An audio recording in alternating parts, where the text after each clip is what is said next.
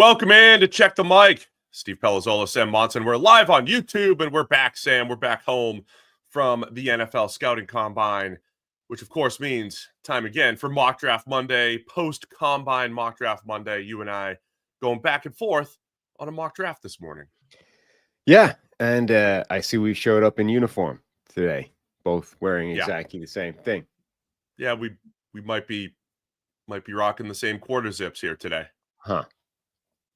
I mean, this is on you. I wear quarter zips all the time. We just got new quarter zips from the 33rd team. You like to wear your rugby kits and the whole thing, right? So this is on you.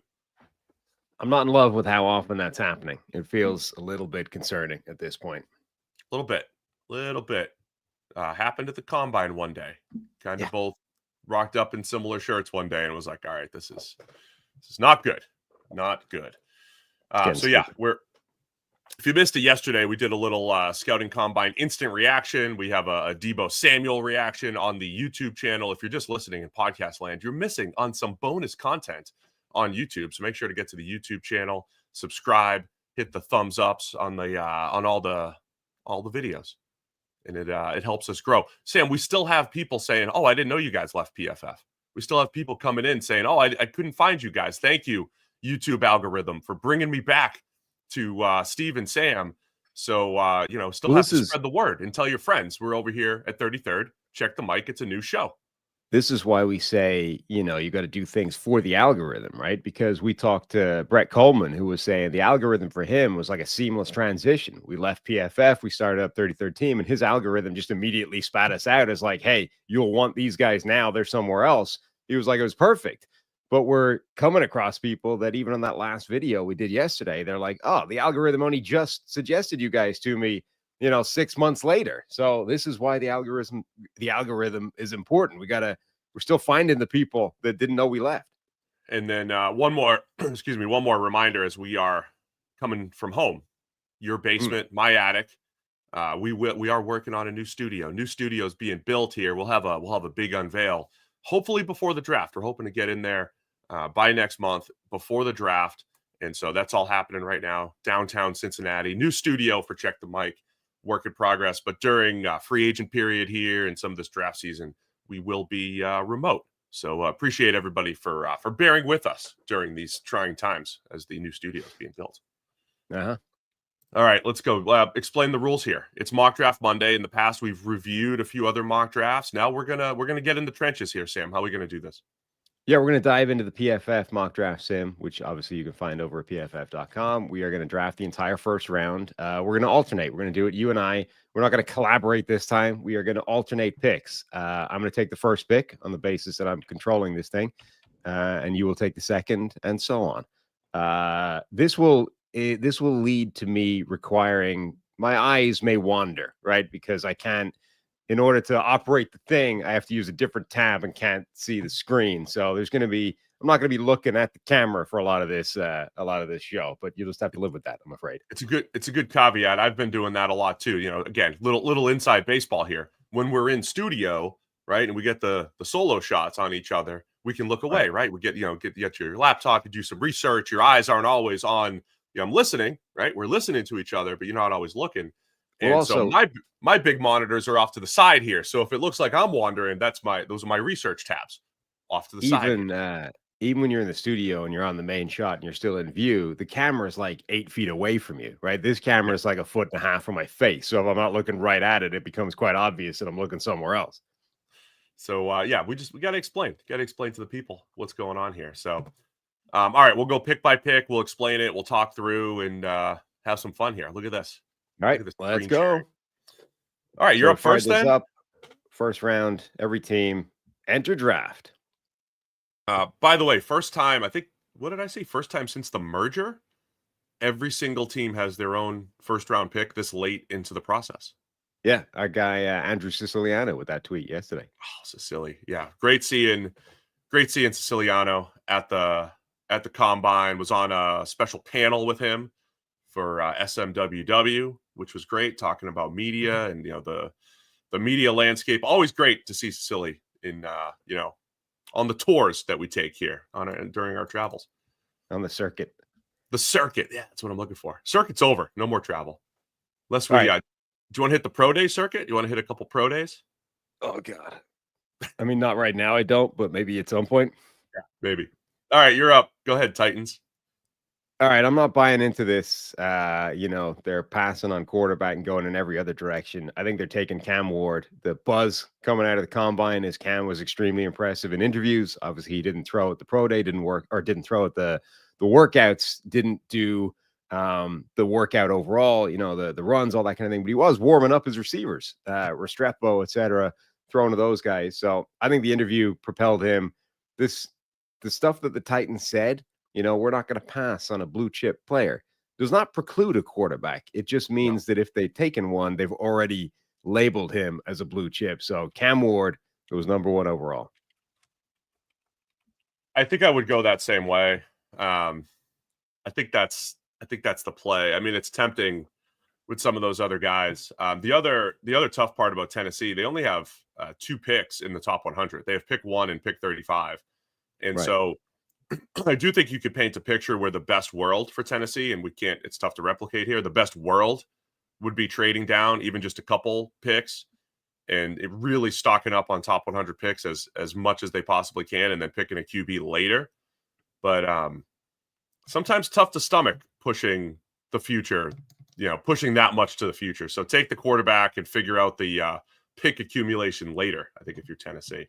Particularly as that, pick 35, it's not that coveted top pick of the second round where you might, have a very easy trade route down and be able to pick up a couple extra picks. Like, you might still get teams interested in that pick. But if you were picking the number 1 overall and then the first pick of the second round, like that first pick of the second round is an almost guaranteed trade offer these days.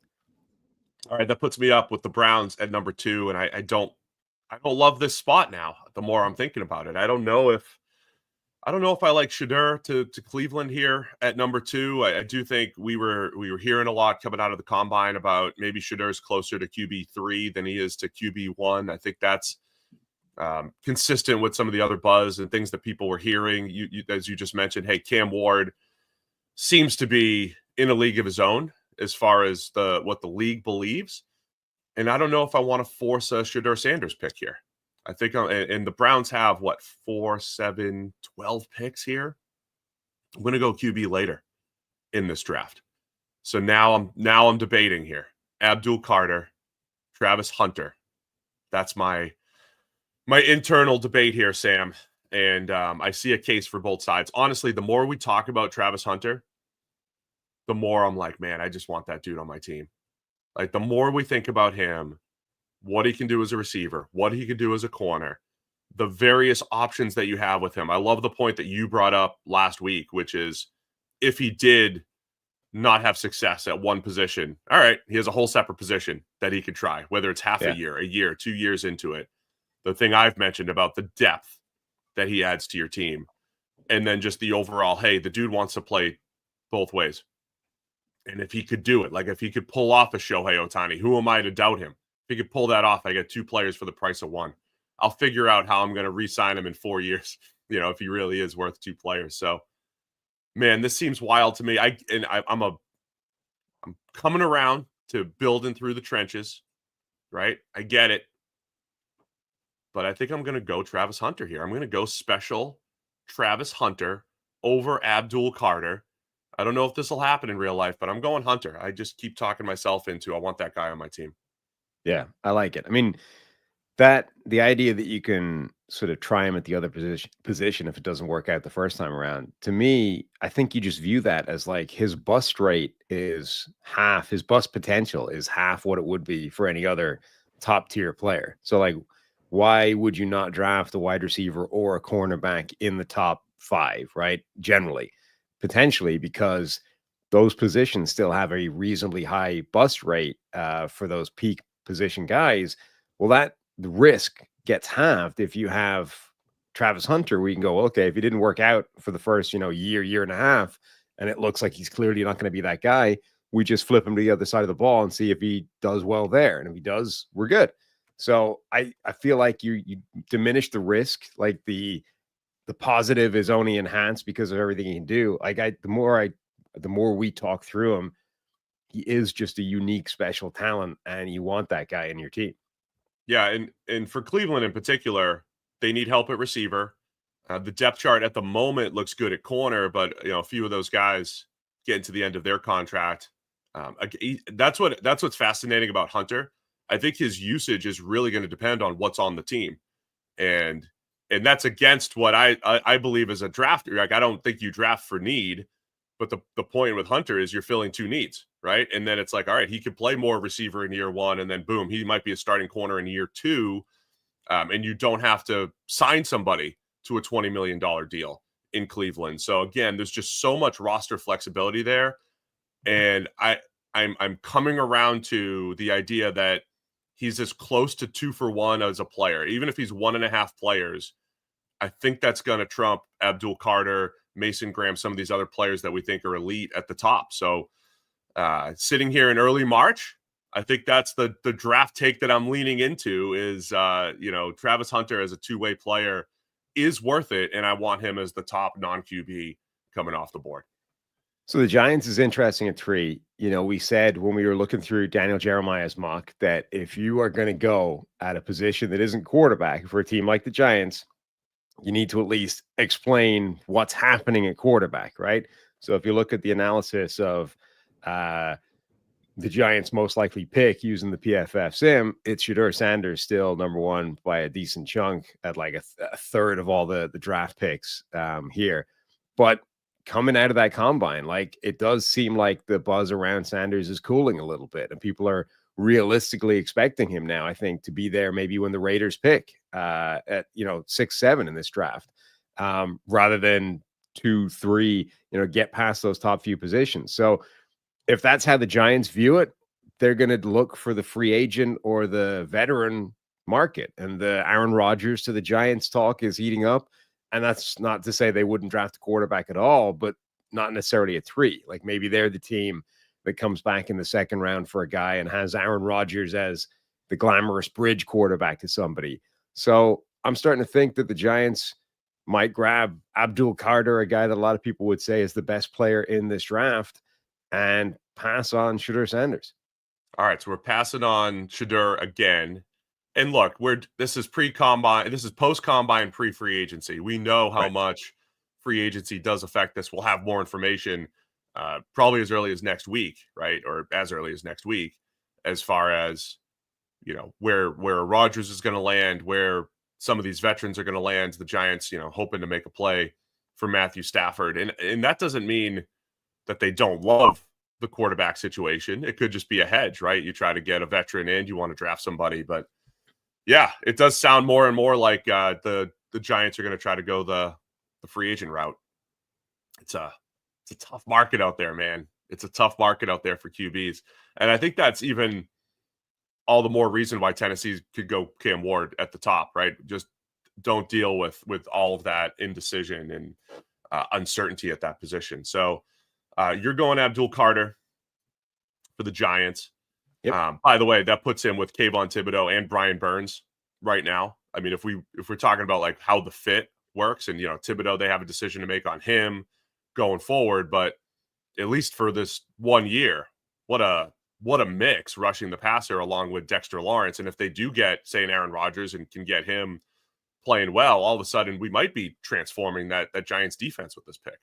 Yeah, I mean, year 1, he slides into the rotation pretty quickly and gives them, some more juice off the edge. Year 2, you would imagine he allows them to move on from Kayvon Thibodeau, who hasn't necessarily lived up to what we thought he might be when they drafted him. So it's a plan that works for now and the future.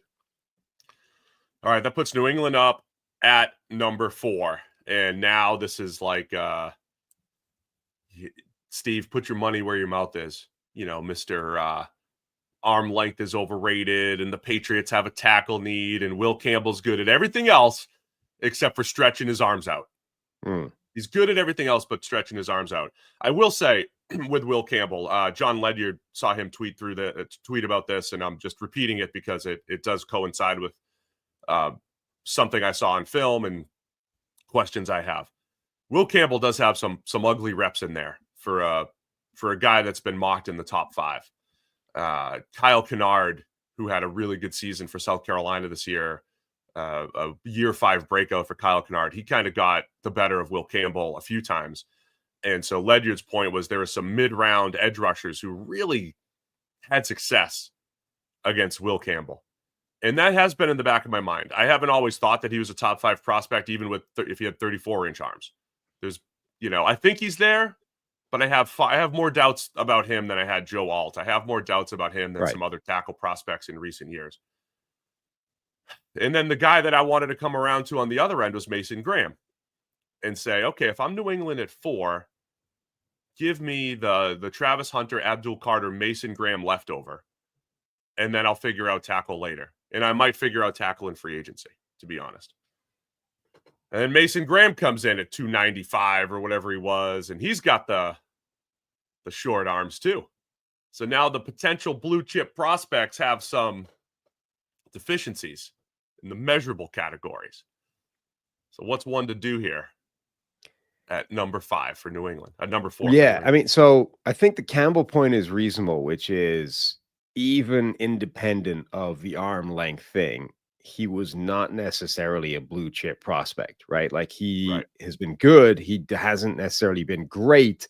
And now when you add in what are physical deficiencies, like his arm length and his wingspan are extremely short for that position.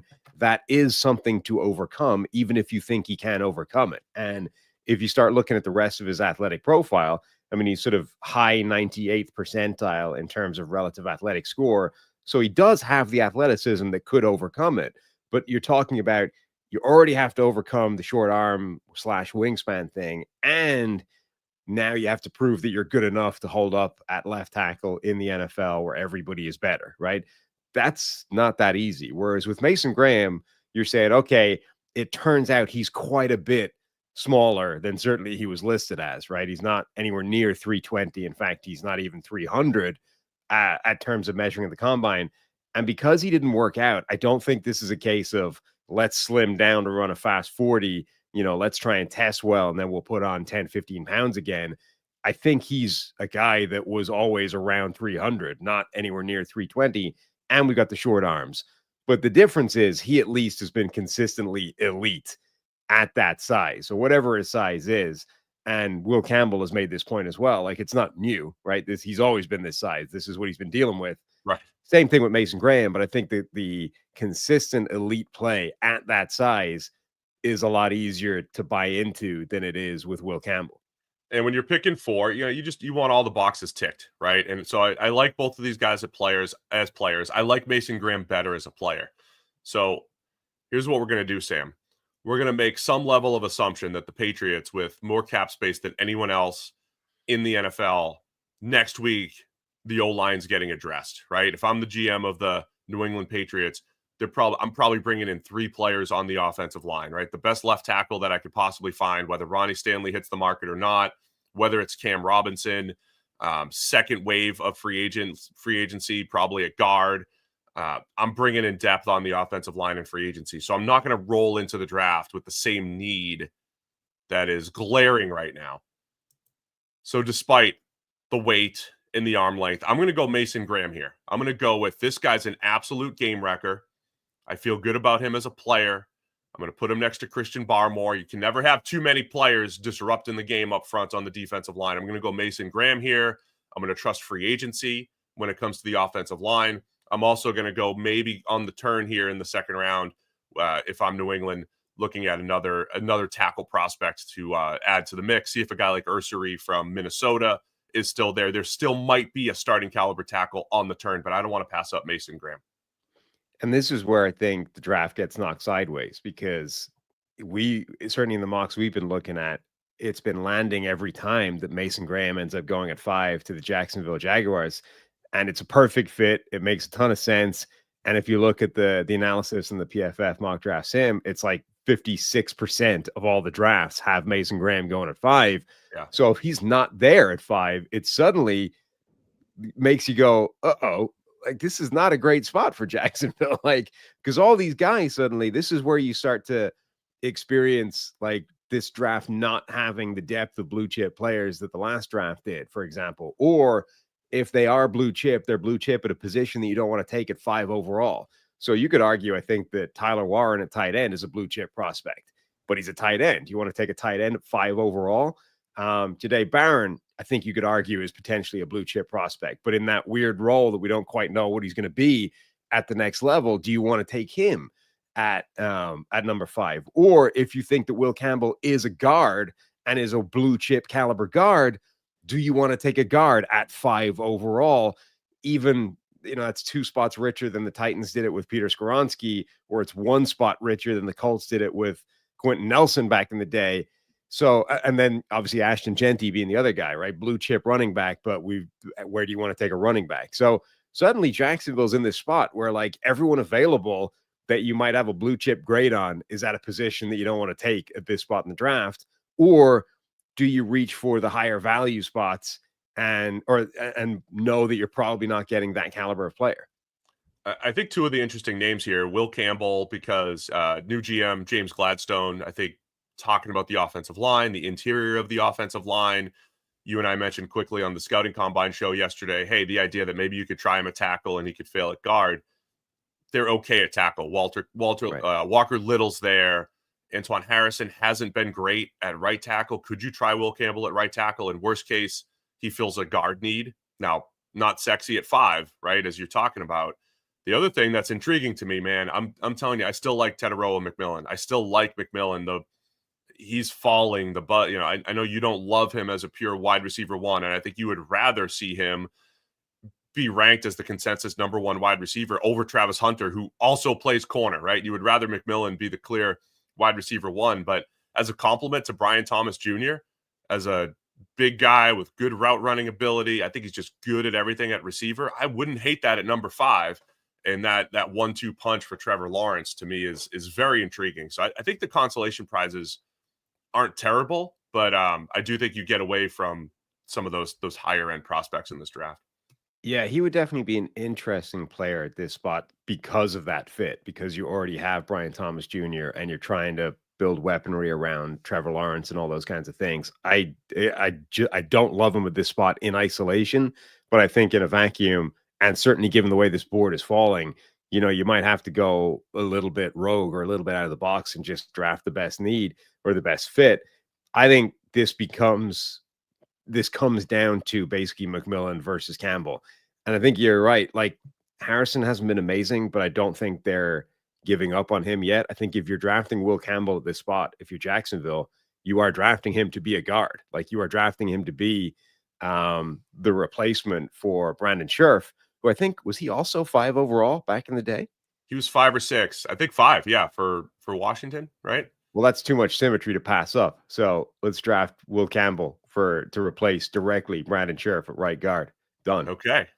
There you go. Will Campbell going at number 5 to the Jacksonville Jaguars, because we keep pushing Shedeur Sanders down the draft board, which puts the Raiders up at 6.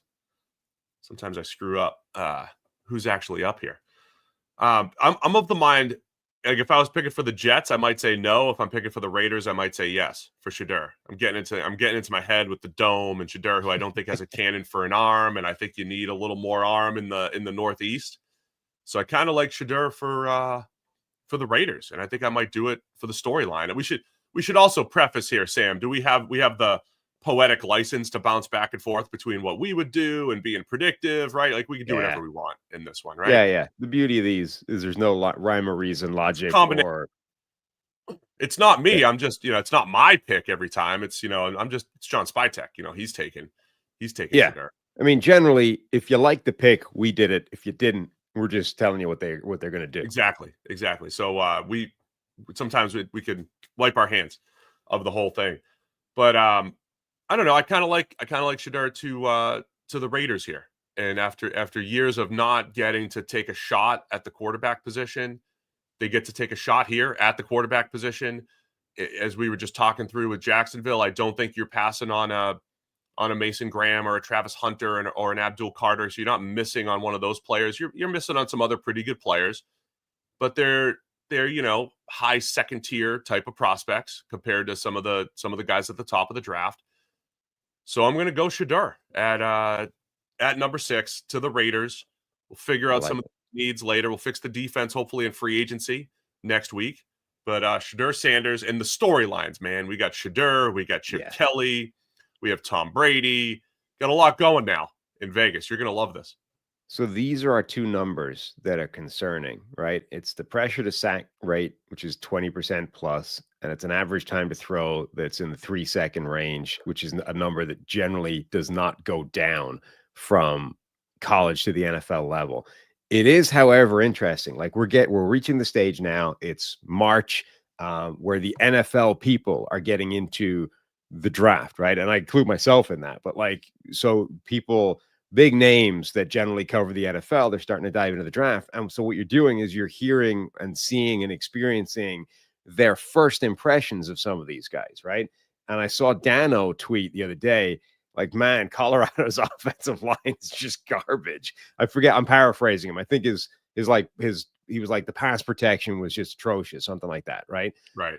So these are the things, that's the tension in Shedeur Sanders. It's like, okay, to what extent was he causing these problems? And he does take some bad sacks. Like to what extent was that element of his game his fault versus how much of it goes away if you simply put him behind a half decent offensive line, which he never had in college, really. And that's the question that a team like the Raiders are going to be weighing up at this point, right? His grades at PFF have been excellent in, multiple different programs. He's basically gotten better every year. The good stuff is fantastic. The bad is that he does take some bad sacks. He does hold on to the ball too long. He causes some problems when it comes to pressure. The flip side of that is that's always been the weakness of the offense he's been in. So how much of that can you take away if you simply put him in a completely different offense with a better offensive line? Like if we give him the Russell Wilson treatment, the old Seattle Russell Wilson treatment, we're going to run the ball. It's going to be play action. You're not going to be under pressure a lot. How much better do we get him? Yeah, I think the way I've been describing Shedeur too is I think he feels the pressure. I think he feels it. I think he senses it. I don't think he always reacts the right way. That's what's inconsistent. He does the dreaded vacate backwards out of the pocket. Right. Not all the time, but enough.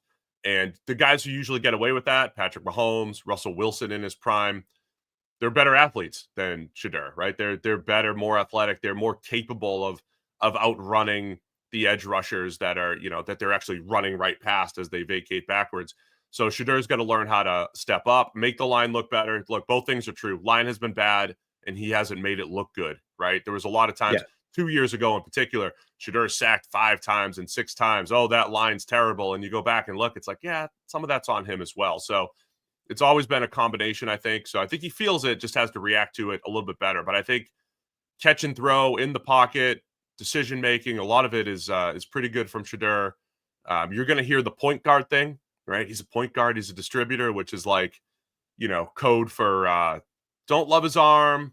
Don't think he's going to make a ton of big time throws. 20+ yard throws are inconsistent, but like clean pocket, get rid of the ball. He could do it, and take our shot here with the Raiders. But the classic projection problem and question is always what you said is exactly correct. But what we don't know is what happens if you change the volume of pressure he's under, right? And this was like the inverse of the Baker Mayfield question coming out of college. Baker Mayfield under pressure at Oklahoma was actually incredible, right? But as soon as you change the volume of pressure he was under, that changed. And suddenly we got this version of Baker that actually was problematic. Like when you had Greg Robinson as your left tackle in Cleveland, and suddenly that's a turnstile, and now he's expecting pressure like every play.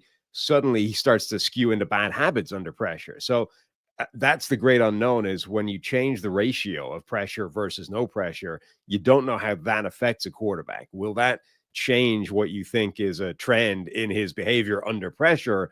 Or is he always going to be that type of guy? And this is why, when you dive into those sort of stable versus unstable type metrics, like play under pressure is an unstable thing because you don't know how much changing the slider of pressure actually affects that behavior. And that's why, like, all the data in the world, all the tape, all the information, it's always still a crapshoot because you can't project how that's going to affect the guy from one stage to the next. You have to basically take an educated guess. And in this case, that's what the Raiders are doing. So that brings up the Jets. I was going to at say, number like 7. the Raiders O line is pretty good at this point, right? Yeah, It probably is better than what he was dealing with at Colorado, even relative to the NFL competition. So, all right. right, you're up I think for the Jets. you can definitely convince yourself that that's a move that gets the best out of Shedeur Sanders, as you said, in a dome, new offense, new system, new head coach, a guy who knows how to deal with a quarterback that is potentially, not special, gifted physically, has some limitations. So I like the fit. I think it makes sense. Plus storylines for days. Everyone loves it. Jets at 7, kind of like the Jags. You don't love this spot for them. You could go in a variety of different ways. Obviously, there's no quarterback that they're going to take at 7. Let's assume they fill that need somewhere else in free agency already or a trade or whatever. Either way, you're not reaching for a quarterback at 7. You're going some other direction.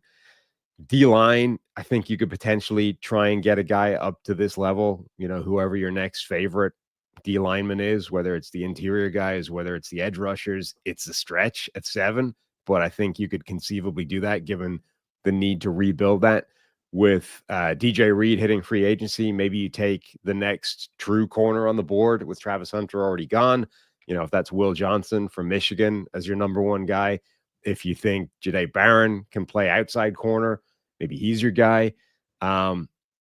Or you take the Tyler Warren thing and you say, well, it's not a premium position, but he's a blue chip player and he's available at 7. So I Man, think that's you kind keep of you what you're keep dealing mentioning with. Tyler Warren in the top 10. I don't know if it's going to happen. I don't know, man. He's a very good football player, but this feels, not to compare it to last year. You mentioned this, right? But Bowers went at 13. Would feel weird if Warren went higher than Bowers. I don't know Yeah. if I want to think about Warren in the top 10 in this draft with so many defensive linemen and a couple, a receiver or two, just so many other valuable positions, tackles that are available. Yeah, I don't love it, but I get it. I mean, I understand why you would do that with the way this draft has fallen so far. It's kind of like the Jags. I think the Jags and the Jets are the 2 teams so far that have been put in a slightly awkward box. I mean, for the same reason, right? 20% effectively of the Jets drafts have been Mason Graham. Mason Graham went off the board a few picks ago and has created this knock-on effect where everybody else is scrambling a little bit. So I would get it if they took him. I'm not sure I would go that route. I think I would probably grab either the best corner or the best D lineman. So You know who's I'm in the going to do mix that. now? I'm going to say Really Will quick. Johnson makes sense to try and rebuild that defense. No, I like it. I like them going corner there, man. I mean, I think there's tons of value in the late first for some of these corners as I keep rehashing, but I like that pick for the Jets given the need and the value there. As the chat reminds, Armand Membu from Missouri had a great workout, and he's a right tackle at Missouri that might end up. There's already talk about him being the top tackle off the board, and with the Jets, Right. he could be in play there for the Jets at 7, just because they need a right tackle, and they're probably in this world where we have to build that offensive line back up after taking a couple shots on Tyron Smith and Morgan Moses last year for Rodgers. And so he could be in that mix more so now than he ever has been. He's up to 14 on the consensus board. And also because this is the way this draft goes, there's also discussion about him being a guard. All of the top tackles. I think he'll be fine. I mean, he had some good enough length and workouts that looked like Tristan Wirfs and the whole thing. So all right. It's such a bizarre draft where all of the I top know. tackles are being talked about as a guard, and yet there's a chance that arguably the top guard available in Donovan Jackson is people are going, maybe he's a tackle. Like, Yeah. I've never seen a draft like this for offensive linemen. It's weird. He played great. Donovan Jackson played great tackle down the stretch for Ohio State, Yeah. and it may have shown his versatility. Plus, he's over there limping through drills yesterday at the combine, showing he's a gamer. Grit. So, yeah, tons of grit test passed for Donovan Jackson. Reminds me of the draft a couple years ago. Remember, we were trying to separate all those receivers. The whole draft a couple years ago felt like everybody was undersized, right? It's a whole bunch of undersized receivers. Everybody's undersized relative to their position, and you have to answer questions. So sometimes you get those themes. This puts the Panthers up at 8, and here's one of those themes for me. There's the tackle guard conversion that keeps coming up. There's also the edge rushers who I think are really good but have question marks. Because if I had not heard about James Pierce in some of the off field that we had heard this week. I mean, I'm taking him at 8 for the Panthers. I would take James Pierce at 8. I would consider Mike Green from Marshall at 8. I think they might be the next two. They might be the next two good edge rushers for me. But now I'm going to contrast them with the two Georgia guys, right? There's just a what if attached to all these guys. Mike Green has an off field. Pierce has an off field. Green also has, played at Marshall. Michael Williams, almost 35-inch arms. Uh-oh. Did we lose Steve or did we lose me?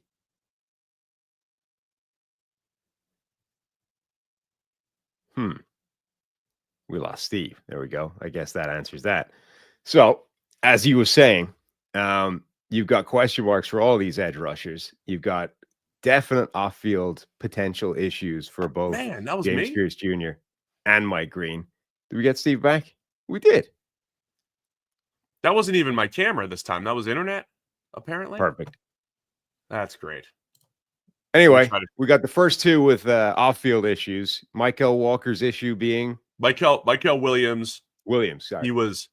He said at the podium last week he was playing at 60%. He had an ankle injury early in the year, and you could see that, right? So I'm not just buying into his hype, his agent-led hype. You could see it. I'm like, man, he doesn't have the same burst that he showed at times in 2023. And then you have Jalen Walker, who again, I love Jalen Walker as a player. I think the risk you're incurring with Jalen Walker is he played half linebacker, half edge, and he's inexperienced at both positions. And so there's projection there. So there's just questions for all these guys going in the top 10. So I have to make a call. I should give him Ashton Genty. That was the rule, right? Give Dr. Eric Eager Ashton Genty. That's true. At pick 8 here. But for this one, I'm going to go Michael Williams from Georgia. I know a lot of people are throwing Jalen Walker his way. I'm going to go Michael. I know before the season, our friend Nate Tice said he might, Walker Williams was maybe his favorite player in the draft. He's a length winner, so he knows how to win with those 35-inch arms. And I think he's got more burst than he showed on film last year. So I think I'm buying into a little bit of the Georgia potential. And I think as Carolina's sorting through this whole thing, they need pass rushers no matter what from any given position. They've got some tough guys to sort through. I think it might land on Michael Williams here at 8. Yeah, and the Jalen Walker thing, even if you think he's an edge rusher at the next level and that's what he's going to be, I mean, he becomes a very not unprecedented or anything, but he's an unusual size, shape edge rusher. Like, I think that's what he is theoretically. I mean, he might be a hybrid player legitimately at the next level as well. But if you project him forward as an edge rusher, he's not your typical sized edge rusher. I think he can do it. I think he can be good doing it, but let's not pretend that's without risk in the top 10 of the draft. And I think you're right. If you want to be convinced that Michael Williams is your guy, just go back to 2023 tape. That player is worth a top 10 draft pick, particularly in this draft. And that's evidently where the Panthers went here. All right, so that's it. I don't know. I don't know if people are going to go that way. You're seeing that the Jalen Walker connection is pretty consistent there. Much like at 8 last year, you saw Dallas Turner all the time for the Falcons, and he ended up going at 17 or whatever it was later in the draft. So it's early, but we'll go Michael Williams there. You're up with the Saints here. Saints. So new everything, new regime, new coaches, new schemes, still no quarterback really. Derek Carr's theoretically there, Spencer Rattler's theoretically there. Either way, we're not fixing that at number 9 overall. I think this is where the strength of this draft is. It's those defensive linemen or defensive players generally. So I'm going to, I think, keep swinging at this side of the ball. And I think I'm scared by the various question marks of all the edge rushers. The one, you just ran through them. So I'm going to focus instead on the interior side of this. And I'm going to go with one of my draft crushes. I think Kenneth Grant is high. Wow. Yeah. Kenneth Grant's a top 10 player. Now, it's like the Vita Vea thing, right? It's the highlight reel of Kenneth Grant as a top 10 player, but I'm breaking my own rules. I'm buying into him. For some reason, and I have literally illogical. There's no reason for it. I have no earthly basis for suggesting that his high end and inconsistency is going to work out and other players aren't. But I don't know. There's something about Kenneth Grant that makes me think you're going to get the best version of him at some point in the NFL, and I'm buying into that. Wow, going rogue here with Kenneth Grant.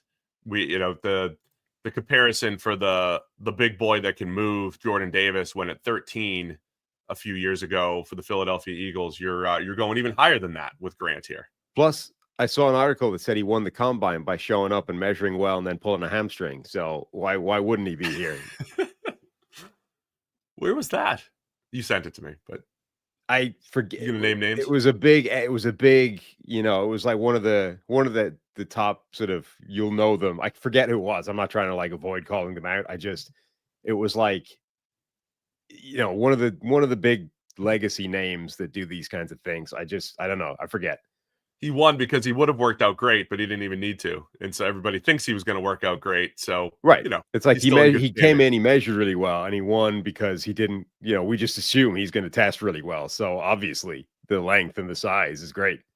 The chat's already asking about Nick Ebenwari, and I haven't considered him. Like, positional value is in my head, and I haven't considered him this high in the draft, and I haven't even considered safety needs for a lot of teams, but I do believe this might be the time when he starts to be considered for various teams. I'm not saying he's a blue chip prospect, but he might feel like more of a blue chip prospect coming off that workout. So that's, the workout is going to be fascinating, right? Yeah. Because, Daniel Jeremiah brought this up at some point, like Kyle Hamilton, right? Is like a prototype safety, but Ebenwari ran like significantly faster, like 0.2 faster, whatever it was, than Kyle Hamilton. How much does that change everybody's analysis of what he can be?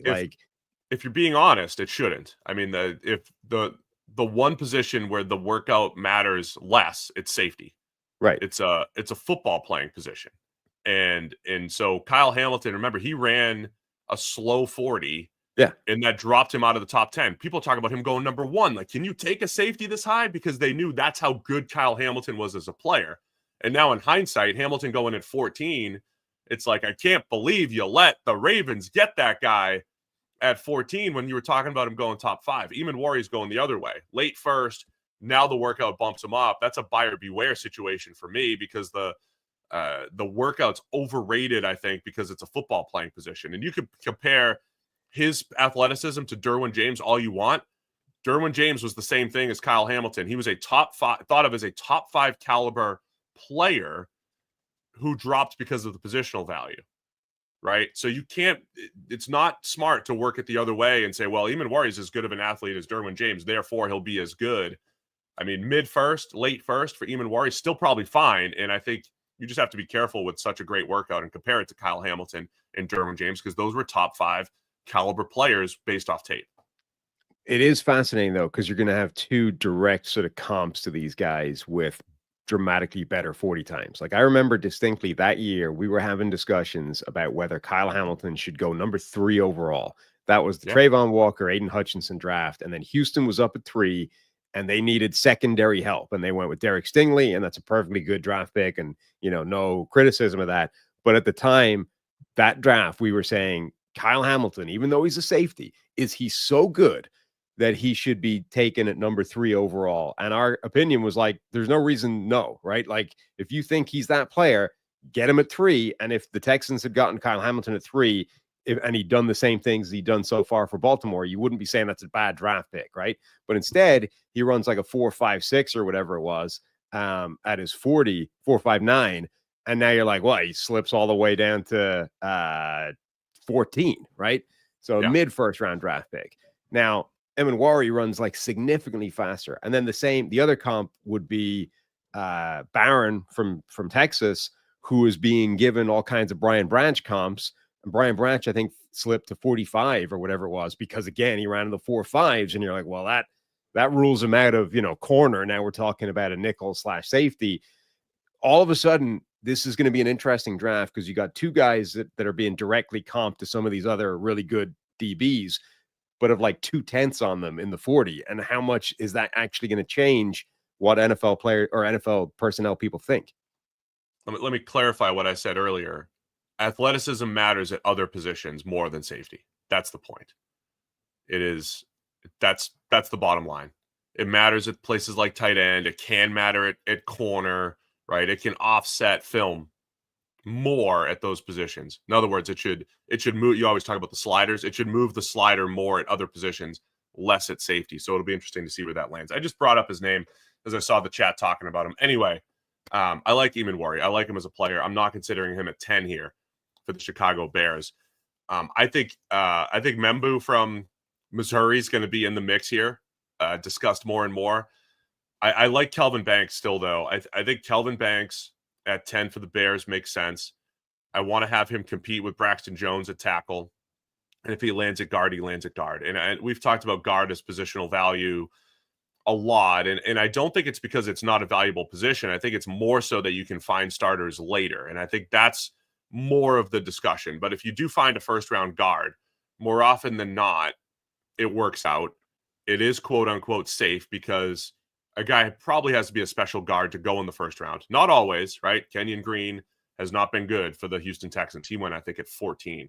So it's not always a slam dunk, but guards are getting paid plenty these days, right? So it's not like you're going to end up, paying too much relative to the league average or anything. So I like Kelvin Banks in my usual theory. Start him at tackle, have him compete with Braxton Jones. Loser goes into guard, and I think you're upgrading that offensive line for Caleb Williams. So give me Kelvin Banks here at 10 for the Bears.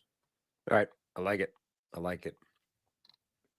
Brings up the 49ers on pick number 11. Will we do a reset? Yeah, you the reset guy now? Apparently. I got the control. So number 1, Tennessee Titans stick and pick their quarterback Cam Ward. Number 2, the Browns do not go quarterback and instead choose all-around weapon Travis Hunter, who could play both sides of the ball. Number 3, the Giants are getting their quarterback before the draft, so they pick Abdul Carter, the edge rusher from Penn State. Number 4, the Patriots throw the first curveball, I think, into this draft and grab Michigan defensive tackle Mason Graham. Number 5, that leaves the Jags picking Will Campbell, tackle/guard, and probably guard for them from LSU. Number 6, the Raiders have a quarterback fall into their laps for the first time, Shedeur Sanders from Colorado.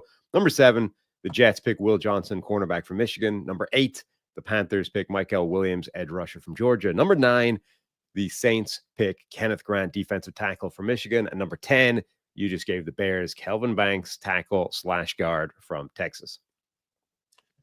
There we go. Good reset, Sam. Nice. Thank you. You're up now, 49ers at pick 11. So they could do with offensive line help. I don't know if you're taking offensive linemen this high in this draft. Maybe they could grab Membu. I like the interior guys as well. I think this is rich for the interior guys, picking them at 11 overall. They also need defensive line help. I mean, this defensive line kind of fell apart once it became just Nick Bosa. So again, you're into this world of the edge rushers with question marks, or is this where Walter Nolan from Mississippi, from Ole Miss goes? Do you grab Walter Nolan and kind of replace Javon Hargrave as that dynamic player next to Nick Bosa? I think there's a pretty compelling argument that that's where you want to go.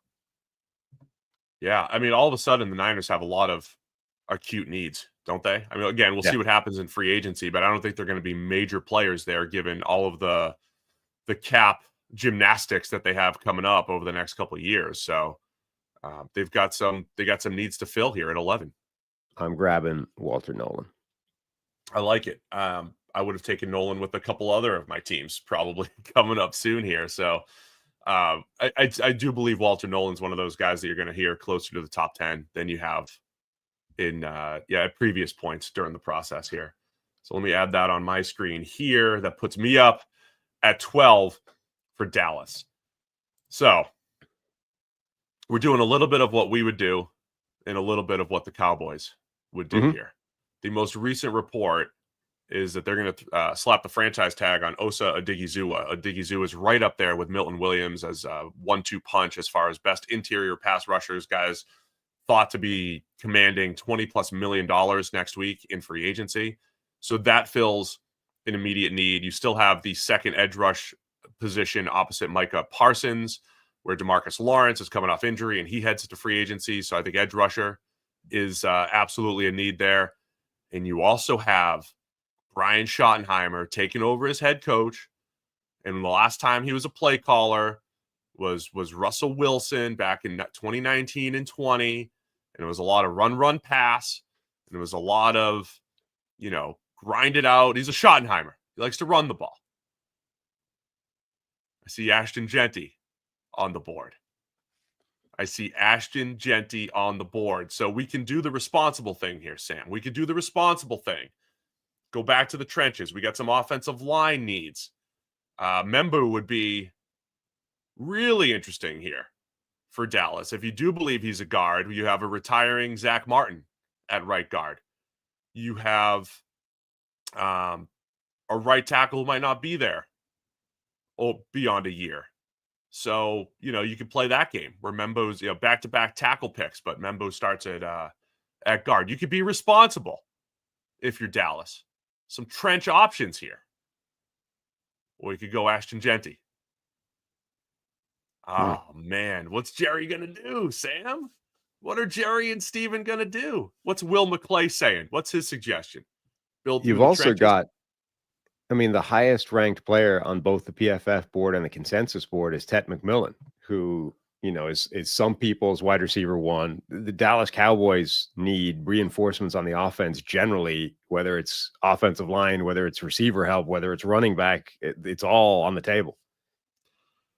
Oh, man. So, look, some teams pick and you're like, I don't love the options there. And now with Dallas, like I actually don't hate Ashton Genty for the Cowboys. Kill me.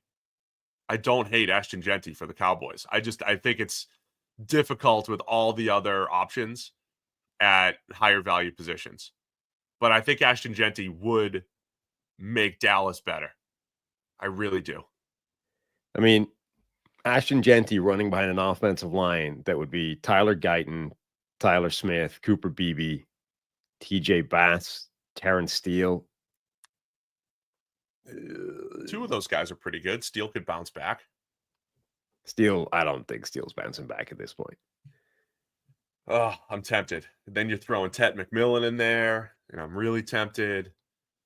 I also I don't know how to weigh the off-field stuff with Pierce and Mike Green, and projecting where they're going to land and all that. I want to try to be realistic here because I would love to pair them with Micah Parsons.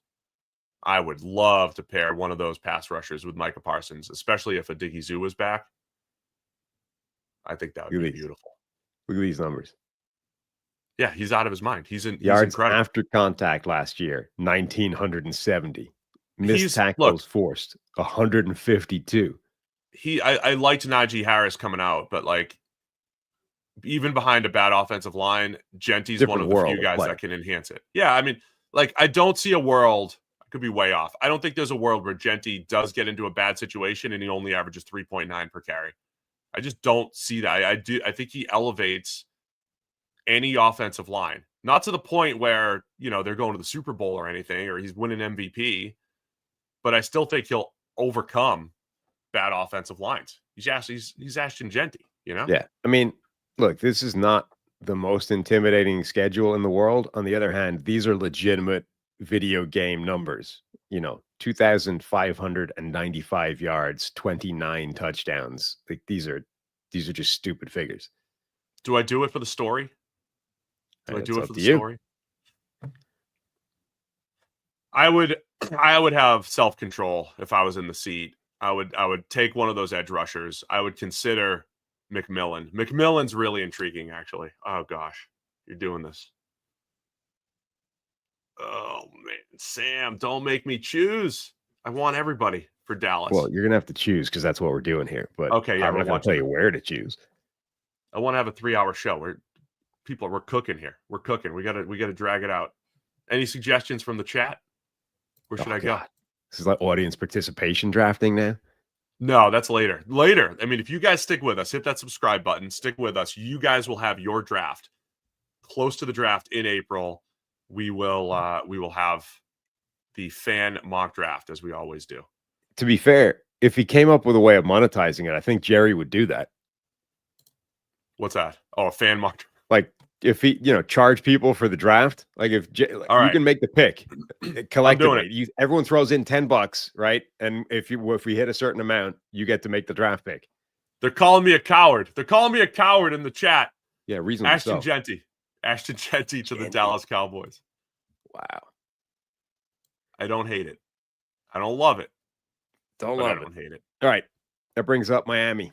Another team, I think, with some fairly acute offensive line needs. Again, free agency's coming up. You could attack some of that in free agency, but I think this is a team that absolutely does need that offensive line help. We look at the tackles and the guards available. We've taken a few of them off the board already. I'm really curious just how high Gray Zabel can end up going in this draft. I think no player so far has had a finer off-season pre-draft process, however you want to determine it. And people, they go, that's crazy. Nothing's happened, right, since the end of the season. But we've seen him at the Senior Bowl, at all-star competition, dominate in practices at multiple positions. We saw him go to the combine, test better than people thought. I think he's gone from a day 2 player to a first round pick. And now the question is, how high up the first round does he go? Over the 2 tackles that are available there, This is a and team that Membo. needs help everywhere on the offensive line, right?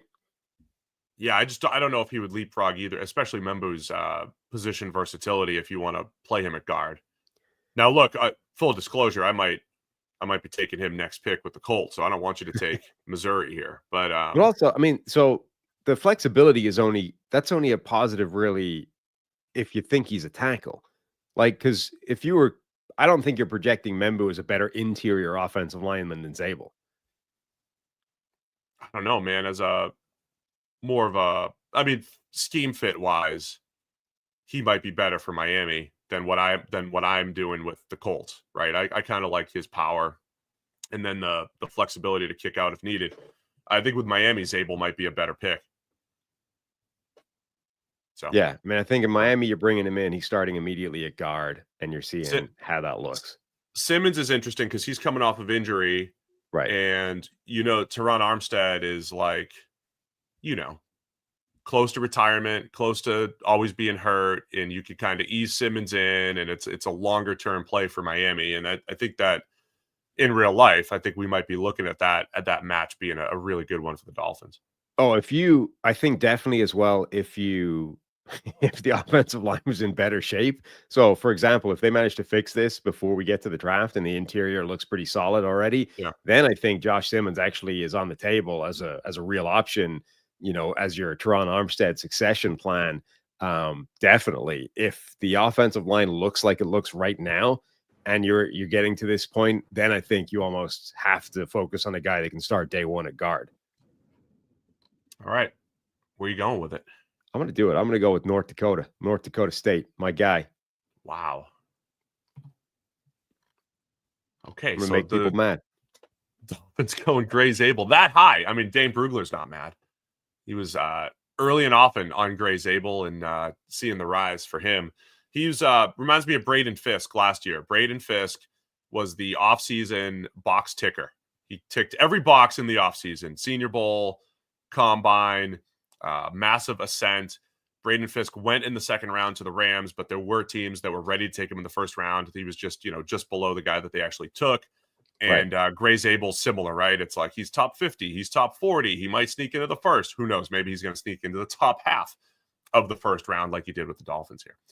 And it's all based off like stuff that he's actually doing. It's not just like we're rediscovering his tape and going, actually, this guy's better than we thought. Like he's also, dominating at all-star competition level. He's then testing better than people expected him to. And you're going back to the tape and going, dude, this guy's amazing anyway.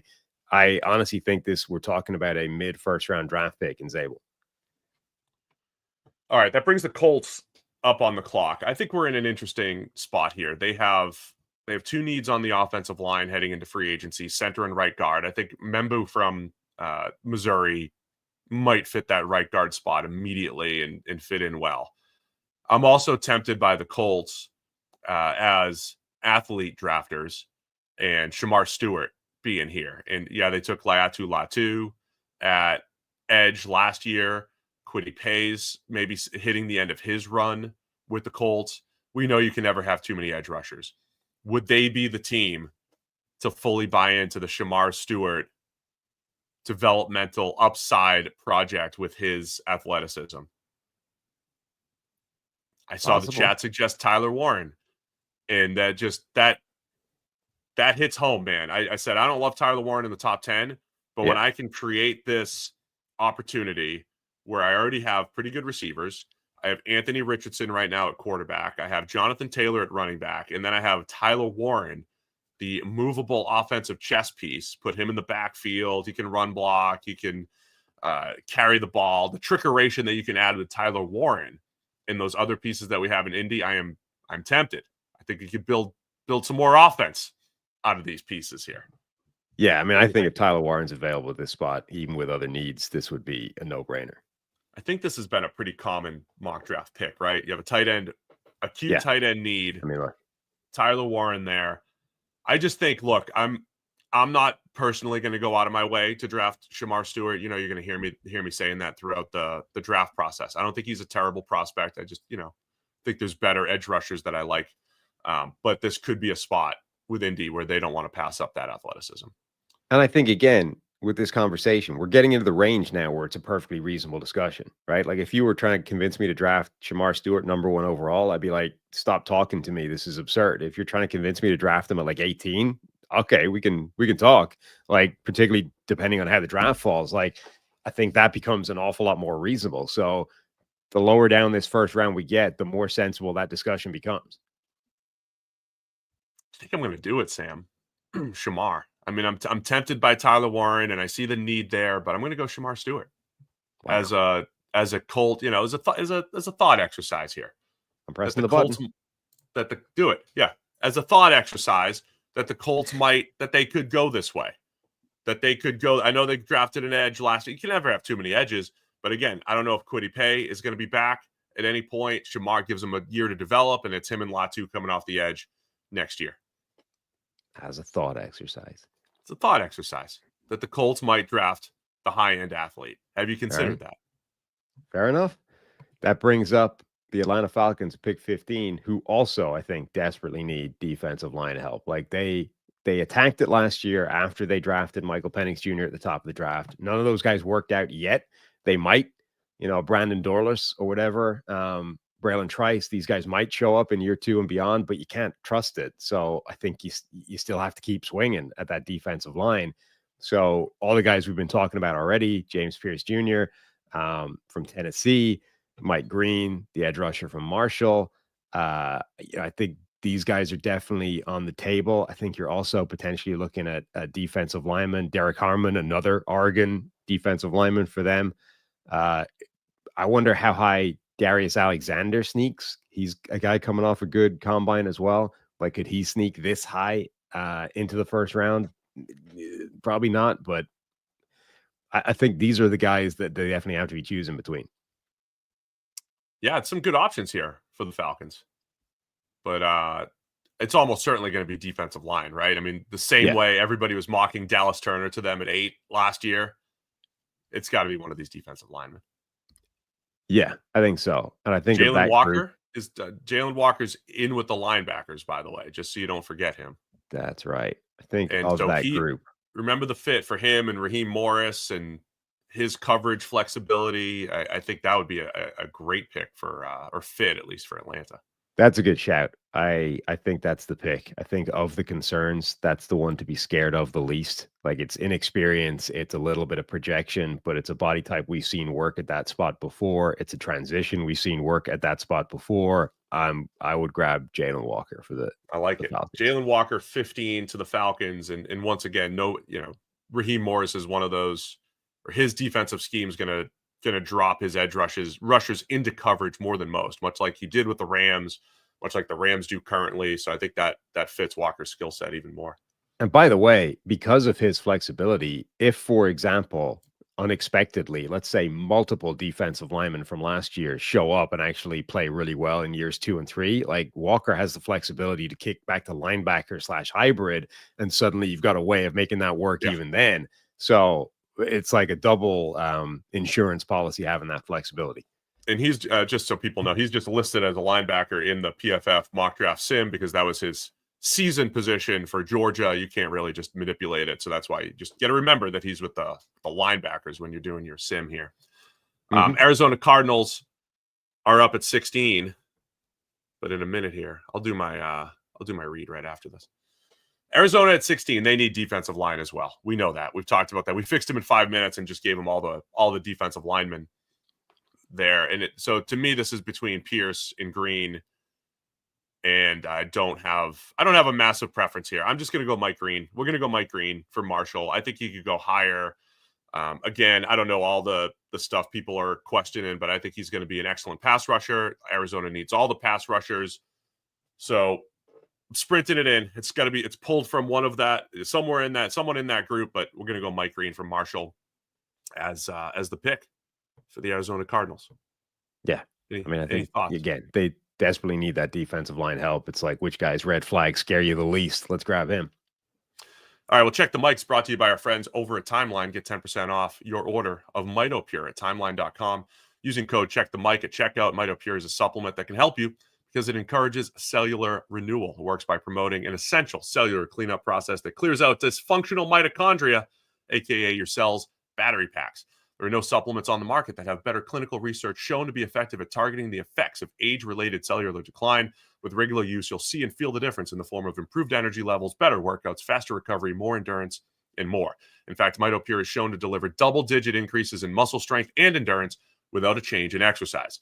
This is your year to be your best, most energized, most revitalized, so you can awaken the strength, power, and resilience already in you with the first and only supplement clinically proven to rejuvenate health at the cellular level.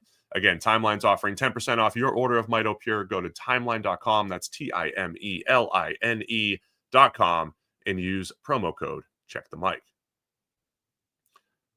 All right, Sam, you're up with the hometown Cincinnati Bengals here at pick 17. Yeah, so PFF has wide receiver listed as one of their biggest needs. I think I'm going to assume that they're bringing back their wide receivers, certainly in the short term. So I think T. Higgins and Jamar Chase are both still there. But Ted McMillan gives them the ability to move away from T. Higgins, right? It gives them the ability to make that a 1-year franchise tag deal and finally move on the way they seemingly have wanted to for ages. We've loved the pick of him sliding a couple more and ending up in Tampa Bay and the Mike Evans combination there. I actually think McMillan landing in Cincinnati would be kind of a dream for the Bengals front office. And I love that. I think I'm going to make that happen. Really? That would be unbelievable. Would you get 1 year of all of those guys on the field at the same time? Or are you just going to let T walk here? Are you going to tag? No, I'm going to put the tag on him. him. I'm going to see if the offers come in. I don't think the offers will be amazing, so I'm going to basically do what they planned to do last year, but with an extra year involved. They're now going to have Jamar Chase. We'll sign him to the big deal. Chase will be locked down. T. Higgins will be there on his second franchise tag, so like an extra bump, 20% money, and Ted McMillan plus Yoshi Vash and blah, blah, blah. Like it's as good as it gets on the offensive side for Joe and his weapons. So the timing doesn't work here.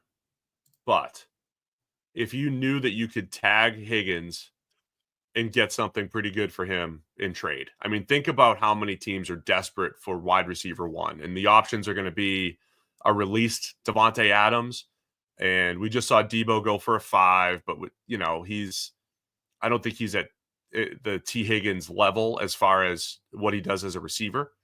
And I don't know, man. I feel like if you knew you were going to get a shot at McMillan in the draft, I feel like you would tag Higgins, trade him, get what you can there, fill your needs with those extra draft picks, and then McMillan slides in as the 2 to Jamar Chase for the next few years. That'd be outstanding. I mean, it doesn't necessarily not work. For example, if we look, right, Cincinnati gets Ted McMillan here at 17. Teams after this with a first-round pick who could use a number 1 wide receiver, right? I mean, the one that jumps out obviously is Buffalo. Like if that, after you'd made that draft pick, if Buffalo at pick number 30 is willing to deal that for T. Higgins, I mean, that's a conversation you should be listening to, right? Yeah, I would be listening. I would absolutely be listening. I like it. So it's not, I mean, yeah, it's the conversations don't necessarily not line up. Like this could be a thing that prompts a trade of T. Higgins on draft day to get another first-round pick later on for a team, that wants to try and pounce on that. All right, so I'm up Seattle at pick 18 here. I love the McMillan pick there because I'm going to love McMillan in the teens anywhere if he falls. I think that's going to be excellent value for somebody, a guy that was talked about in the top 5 to 10 throughout much of the process. So Seattle here at pick 18. I'll tell you what's interesting here with Ernest Jones hitting free agency, and we don't really know if they're going to bring him back. And I do think he certainly helped their run defense, or just helped that system. Mike McDonald needs his linebacker. I do wonder if he's not back, Jihad Campbell, if this is the spot for him. And we know Mike McDonald maybe values linebackers more than most. He was there when the Ravens traded for Roquan Smith. He came in, helped rejuvenate their defense. They just traded for Ernest Jones. They had that immediate need. I wonder if Campbell's the guy here, future linebacker. And I don't think this is too high for him, the probably consensus top linebacker in the draft. So some other players that I like here, but I'm going to go Jihad Campbell, coming out of Alabama, going to Seattle here at pick 18. I know people are complaining. Worst mock ever. It's a bad mock, right? You don't even know what a good mock is. What's a good mock? Tell me what a good mock is if you're complaining. What's a good mock look like? Draft night's wild. You never know what's going to happen on draft night. Don't you tell me these are bad mocks. We don't know what teams are going to do. Give me Campbell to Seattle. All right. Puts the Bucs up on the clock at pick number 19. We love the Tet McMillan fit for them. That's gone a couple of picks before. I think they would be interested theoretically in another of the wide receivers, whether it's Luther Burden, whether it's somebody else. But at this point, this is one of those classic situations where like value has just ended up too good to turn down. I can't pass on Tyler Warren if I'm the Bucs at this spot. Really? Tight end from Penn State comes in. He immediately becomes their top guy. Cade Otton made some nice plays, but dude, Tyler Warren with Baker Mayfield, give me all of that. The Broncos are livid. The Broncos are supposed to get all the tight ends at pick 20. That's how the draft goes. That's a good pick, Tyler Warren to the Bucs. I like that at 19. Can't turn it down. Got some playmakers to throw to there. All right. Broncos here. I'll tell you what, Membu's still on the board here. When we went through the fixing every team in 5 minutes, this was not the case, and this is how fast things can change based off how players play. Broncos didn't feel like they had a great roster going into last year, and now coming out of last year, it's like, they're in pretty good shape. They're really good now. Yeah. They're not like, they don't have elite players up and down, right? I know they have Patrick Surtain. I know about Pat, right? But you're not looking up and down and like all of these guys are irreplaceable other than one or two. But they're all like, we're in good shape. And guys, multi-year deals. It's not like you have expiring contracts to future-proof. So I do believe Denver comes into this draft with either the acute tight end need, right? You need a tight end, absolutely. And everybody's giving him Colston Loveland, and they would have loved I would have loved Tyler Warren falling there. But you could also draft best player available. Like if they take an edge and you say, they had all those sacks last year. So, all right, you have more edges now. You have more ways to create pressure without scheming it up. I do know people want a running back, and look, I love that. I love Audric Estime. I think you give him some opportunities in year 2, he'll be fine. But is this the next place where am I going to be the guy that keeps drafting running backs? Wow, you changed.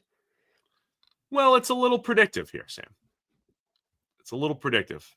Omarion Hampton tore it up. Good size and speed at the combine. Chat's asking here. Drake Holiday with a really nice suggestion. Is this the Eamon Wari spot? Yeah, could be. Where are the running backs now in the consensus board? 36 for Hampton, which this is not going to have been like post-combine adjusted already. It's updated daily, but it's got the post-combine mocks are probably coming out today. I think you'll see more. Yeah, it's going to be like a lag before that starts to really kick in. So Hampton at 36, Travion Henderson at 44, and then a bit of a gap. Like, I don't think that where's Eamon Wari went into the weekend at about 29 or 30 on the consensus board. He's at 32 still. I think that's going to be jacked up. I actually love that suggestion here. The other guy that we gave them is Jahdae Barron. We gave him, right? Is he still around? He's still here, right? Yeah. We gave the Broncos Barron, I think, during the Fixing Every Team segment. And that was like, all right, I know Riley Moss looked good at times last year. So it's like Riley Moss competition, Jaquan McMillan competition, and he's just an overall very good player. I think he does upgrade that spot, but you could do well. You do fine having those guys out there again this year. Yep. I'm gonna go Eamon Worry. Wow. Give me Nick Eamon Worry, because I think he's going to start going closer to the top 20. He's all the way down at 43 on Trevor's board. What's that? All right. I'm going to reset again. If you're watching along, you can actually see this here on the screen. Number 1, Tennessee Titans, Cam Ward, quarterback from Miami. Number 2, Travis Hunter, cornerback, wide receiver from Colorado to the Browns. Number 3, the Giants pick Abdul Carter, the edge rusher from Penn State. Number 4, the Patriots pick Mason Graham, defensive tackle from Michigan. Number 5, the Jags pick Will Campbell, probably a guard now, from LSU. Number 6, the Raiders get their quarterback, Shedeur Sanders, quarterback from Colorado. Number 7, the Jets pick Will Johnson, cornerback from Michigan. Number 8, the Panthers pick Michael Williams, the big edge rusher from Georgia. Number 9, the Saints pick Kenneth Grant, defensive tackle from Michigan. Number 10, the Bears get Kelvin Banks Jr., tackle, maybe a guard, Texas. Number 11, the 49ers pick Walter Nolan, defensive tackle from Ole Miss. Number 12, the Dallas Cowboys. Jerry does it, grabs Ashton Genty, the running back from Boise State. Number 13, the Miami Dolphins grab offensive line Swiss Army knife, Gray Zabel from North Dakota State. Number 14, the Colts pick Shamar Stewart, the big edge rusher from Texas A&M. Number 15, the Atlanta Falcons pick Jalen Walker, edge rusher / linebacker hybrid out of Georgia. Number 16, the Arizona Cardinals grab Mike Green, the edge rusher from Marshall. Number 17, the Bengals get Tet McMillan, wide receiver from Arizona. 18, the Seattle Seahawks grab Jihad Campbell, Alabama linebacker. Number 19, the Bucks grab Tyler Warren, the tight end / receiving weapon from Penn State. And number 20, the Denver Broncos just picked South Carolina safety / super soldier human Nick Emenwari, who just blew up the combine, which puts the Pittsburgh Steelers on the clock at number 21. Is quarterback in play here, Sam? Ooh, so that's the question, right? Do we already have a quarterback solution, or is this a reach for Jackson Dart scenario? Some of the latest rumblings were that they hates Jackson Dart. Oh, wow. Yeah. And by the way, nothing against, just, transparency here. Like the board, it's just the PFF board on this mock draft simulator here, and it's Trevor's board. So that influences the simulator, right? You would be better off using the consensus draft. And even even the consensus, this would be a significant reach. Consensus has Jackson Dart number 38. And even if we're projecting him to rise a little bit after the combine, it's still a stretch to get him at 21 here. The latest rumblings are that they might double down on Justin Fields. That's their best option, Pittsburgh, is that they say, okay, Justin Fields, you're our starter. You're 4-2 as a starter. You won 2/3 of your games. Of course, we're going to bring you back on the cheap, and then maybe draft somebody to compete. Yeah, which I don't think they're doing in the first round. So no, I'm not taking a quarterback in the first round. I'm very intrigued by Jahdae Barron, though, here. I think that's a really good. In fact, honestly, this is one of those ones where I kind of like all the options for Pittsburgh. I think Burden is a really interesting option with, the kind of contested catch ability they already have in Pickens. Obviously, Roman Wilson, we don't know what he's going to be yet, but like Burden brings something totally different to that receiving core, dynamism after the catch. So honestly, those top two that are available on this board, they're kind of the top two that I'd be looking at. Yeah, I mean, aren't you starting to feel like these picks 15 through 25 or so? Like I kind of like the options here. Maybe part of it's the idiot moves that we made previously to set this up, but I do, me in particular. But I do like a lot of the options here at this point in the draft, which is what we've talked about. Like the not the top, but the second wave of this draft is pretty solid. This is one of the rare occasions where we're reaping the benefits of our previous idiocy. Usually that comes back to bite us in the ass. So this is actually doing us favors this time around. I've left myself some surprisingly good players based off previous poor decisions. if it isn't the consequences of my previous actions. And for the first time ever, it's good. I love it. I'm gonna grab Barron. I mean, I think he's a Swiss Army knife, but on the defensive side, I feel like he might be able to play anywhere in your secondary. Okay, they've got outside press man type corners, so he's not going to do that for them. But slot, safety, like wherever you want to put him, he's going to be good. So I'm going to draft Barron. All right, I like it a lot. I think that's a good fit for Pittsburgh. We need Pony's take before I officially sign off on it. We'll get Pony to check in on that pick if he's okay with it. All right, Chargers at 22. I'm intrigued by a lot of these selections, these opportunities here. Right, I think wide receiver, any sort of pass game threat to help Lad McConkey is top of the list. So they've been tied to Colston Loveland at tight end. Luther Burden is still there. Matthew Golden just ran 4.29. And look, I've said I don't think he feels 4.29, and I can buy this either way. I saw somebody come up and say, well, because he looks like a great route runner, which he is. He's a slick route runner. It's like, oh, by the way, he has this juice like that. That's good. That works for him. But of course, I'm still asking, like, why doesn't it show up on the field? I don't know that it matters. Like, I didn't need Golden to be 4.29 to be a good receiver. I just didn't love him this high in the draft. So he's intriguing there. Burden's intriguing. Loveland, right? You have all those pass catchers. They also have an edge rush need with Joey Bosa all but gone, Khalil Mack hitting free agency. So James Pierce is sitting there. They also have a defensive tackle need, I would say. Derek Harmon sitting there, maybe the best interior pass rusher remaining. So again, I think the other one I was going to say was guard Tyler Booker, who just had just a terrible workout for Alabama, but I think is still a very good player. And you have a guard need, or just interior offensive line need if you're the Chargers. So, man, there's some options here, Sam. Which way do we go? Which way do we go here? I think I still like Burden. Do you think Burden's too redundant to Lad McConkey? No, I think they're very different players. Yeah, I agree. I think, so. Good. Do you have a comp for Burden? I can check my notes. I don't think anything came to mind that I would have written down. I'm torn on Burden because I really like him as a receiver prospect, but there's a lot of projection involved, and the projection at wide receiver these days scares me more than it used to because I've been burned so many times.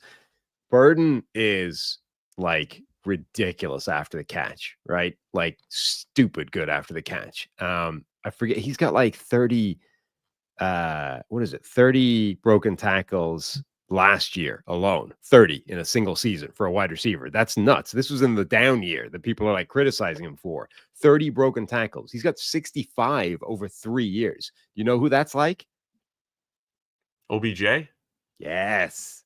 Wow. Yes, it is. Now, OBJ, better prospect, way more complete receiver when he was coming out. There was so much more on tape that you could project immediately. You didn't need to project. It was there, right? We could see him running legitimate routes, being a real NFL wide receiver coming out of that offense. There's more projection with Burden, but he's got that OBJ Giants era after the catch dynamism where he's just so hard to stop. And I think he can do the other stuff as well, but that's the projection. So I think he's really good, but I'm kind of scared of him in the first round. All right, so we're wearing the same clothes, and I'm in your brain when you mentioned missed tackle stats. I know the stat you're referencing, which is early career OBJ. We're just on the same page here. We're on the same page. Yeah. You talked me into it. I'm gonna go Burden. I know running back. Look, I'm not doing it. I did it earlier. Got the running back for Genty. I walked through where the Chargers have needs. Let me just tell you this. Here's my thought. They're coming from Baltimore.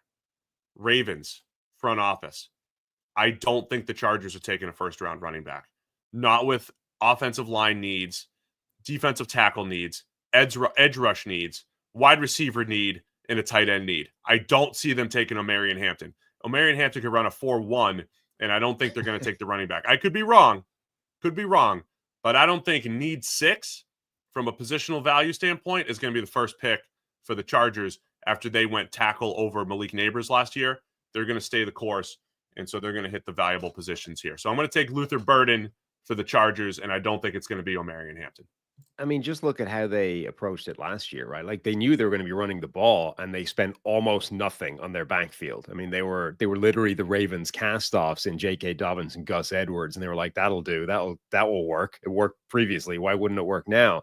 So, okay, you can say they'll have learned from that. It didn't work that great. They'll invest more, and they probably will. But I don't think they're going to go from zero investment to first-round running back. Like that's too big a jump. They're going to go somewhere in the middle and grab a guy on day 2 or day 3 to start. We'll see what Kwesi does at pick 24. He would lose the analytics card. He would lose the analytics GM, title if he drafted a running back. We'll see what he does in a couple picks here when I'm up again. But you got Green Bay here at pick 23. I do got Green Bay here at pick number 23. There's no more Packers draft pick than taking tackle Membu and making him a guard somewhere as well. So that's always on the table. Yeah, that's true. I think the Packers, they could use some defense as well. That edge rusher situation. They had a lot of young guys last year that didn't get better, and I think they were probably expecting them to. Former first-round pick Lucas Van Ness, former low-round pick but impressive rookie Carl Brooks. These guys did not get better. Kingsley Enagbari has flashed but not done any better than that. So the pass rush is still kind of anchored by Rashawn Gary, and then whether you're going to get Kenny Clark or Devontae Wyatt having good games, I think that defensive line could definitely still use reinforcements. They've been campaigning maybe for a number 1 wide receiver. I don't see that guy that I'm comfortable with at 23. So I might stop the slide at James Pierce at this point. Wow, Pierce to the Packers. Yeah. Yeah, done. Again, I don't know how to unpack some of the stuff we're hearing, and it's less specific and more about like he's going to go in the second rather than the first. And right. If teams aren't willing to take him in the first as a player, are they even willing to take him in the second? So he's probably off some boards. So yeah, it's tough to unpack exactly what that is. So I think for us, we both, pretty much like him as a player. That's going to feel like a good pick, no matter where he falls, right? Yeah, I mean, it's always right. It's always a debate, right? This was Jalen Carter, as somebody points out in the chat, had character concerns that you got arrested before the combine or whatever, right? So it's always weighing how much of that is going to be a problem. The Eagles obviously decided this guy's special. Who cares? Let's grab him. Yeah. I don't know where Pierce is going to land. Well, you know where I am. I knew all of the risks with Jermaine Burton last year, and I still said, well, the payoff, right? I mean, it's an uneven bet because I think the payoff is great. Now, can you take 5 of those guys? Probably not. You don't want to, that's too risky. But if you diversify the portfolio, as I always say, you can handle some of the risk. But also, like, the higher you draft that guy, the more invested you are in making sure he actually stays on the straight and narrow, right? Right. With the greatest of respect to Jermaine Burton, the Bengals drafted him at a point where it's probably not worth. Like, you could literally dedicate a full-time babysitter to this guy, right? Pay somebody like a full-time salary to say, do not let him out of your sight. Bolt him to a chair. Don't let him anywhere near the casino. Like, if he needs to go to sleep, lock him in his room and don't whatever. You can literally dedicate that kind of full-time resource to somebody. You're not going to do that for a 3rd or a 4th round draft pick. It's just not worth your time. But if it's the guy you drafted 8 overall, okay, now it might be worth it because you got literally like $30 million on the line for this guy. Yeah, I mean, and again, I'm not even comparing that Pierce is going to be like Burton. Like Burton was some of the worst we've heard. So right. I'm just trying to convey realistically, this is what people are talking about and the reason why Pierce is falling, even though he was originally a top 10 type of guy in this draft. Right. Vikings at 24. Membu's still out there, and I think that's appealing. I thought you might take him there. Derek Harmon is intriguing. They need interior pass rush. They need interior pass blocking, right? Both things. Yep. Give me Membu. I'm going to take him, put him at guard, and I think the Vikings are quite happy to put him next to Brian O'Neill on that right side. Yep, I like that pick. I think that makes a ton of sense. Texans, the next team up that also need offensive line help. Now, this is where it starts to get a little bit tricky. You've got Josh Simmons out there, but he's coming off that injury and might not be ready to go right out of the gate, though. The PR at the combine was like way ahead of schedule. Team's loving it. Ian Rappaport was out there at some point saying, people are expecting him to slide because of that injury, but don't be surprised that doesn't happen. So if it didn't, this is kind of the range. In fact, this is lower than the range you would expect him to go. maybe the Texans are that team that will do that, or they go for one of the guys that isn't injured, and you're looking at, Josh Connerly from Oregon, Tyler Booker, the guard from Alabama. I think they could go pretty much anywhere. It's basically Laramie Tunsil is great at left tackle. The other 4 spots I feel are up for grabs, right? Whether it's guard, center, or right tackle. I know they have players slotted into each one of those spots, but I think any of the 4 could be upgraded upon. So if you like any of these guys, I think that's where you would go. Fair criticism. I did not add much analysis to the Vikings. I will say, all those options, all the options that you're going through for Houston right now. Again, I like the depth right here at this point in the draft. So if you're Minnesota, who only has a handful of draft picks, trading down from 24, look, I don't know if you're going to have a trade partner, right? Because again, it's depth, and it's not like these clear, hey, I need a guy. But ask around if you could trade down either into this spot in the mid-20s or from this spot into maybe like the early 30s.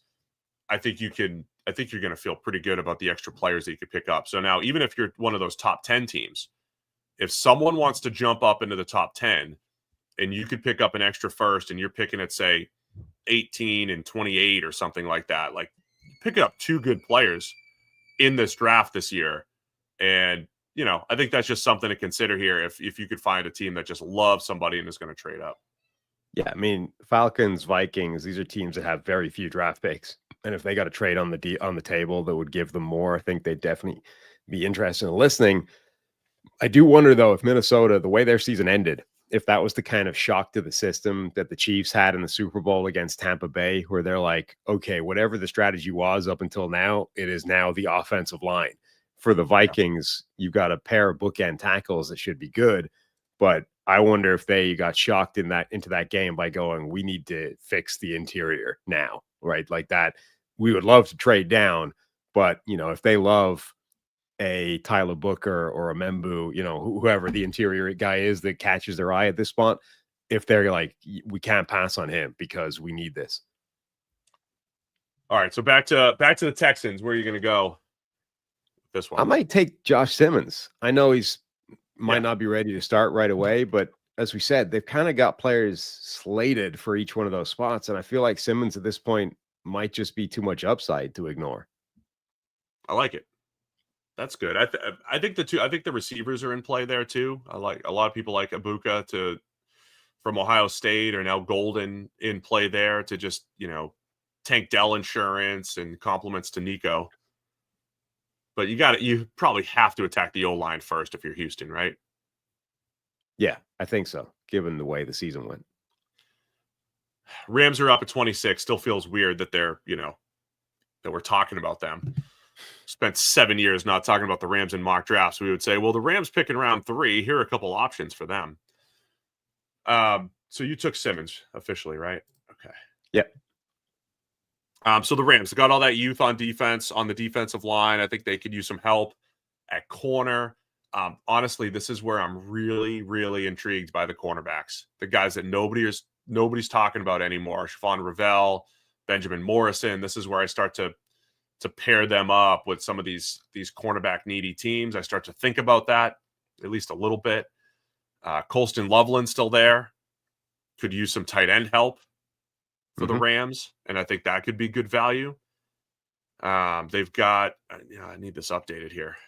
We have Alaric back at left tackle. The offensive line is pretty much locked up. I mean, there's not a lot of massive needs for the Rams, right? They're solid across the board, but you can pick the best players. Pick the best players here. I think safety's interesting. They're still young, but a guy like Malachi Starks has versatility. If you added him, it's not that they need a starting safety, but he has that versatility. I also am of the belief that he could play press man corner, or at least I would try him there. I didn't think the testing was that egregious to say that he can't do that. Moves pretty well.